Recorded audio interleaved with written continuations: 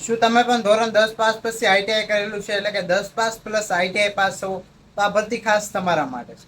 હું વાત કરી રહ્યો છું આરઆરબી એટલે કે રેલવે રિક્વાયરમેન્ટ બોર્ડ દ્વારા જે છે એએલપી આસિસ્ટન્ટ લોકો પાયલટની ભરતી બહાર પડી છે તેના વિશે. તેમાં કુલ જગ્યા જે છે 11,127 જેટલી પોસ્ટ માટે જગ્યા ખાલી છે. ઉંમરની વાત કરીએ તો 18 થી 30 વર્ષ વચ્ચેના લોકો એપ્લાય કરી શકવાના છીએ.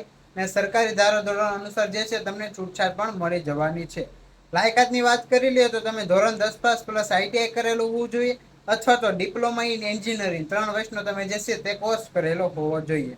હવે આપણે વાત કરીએ અરજી ફીની, તો જનરલ, ઓબીસી ને ઈડબ્લ્યુએસ માટે 500 રૂપિયા છે.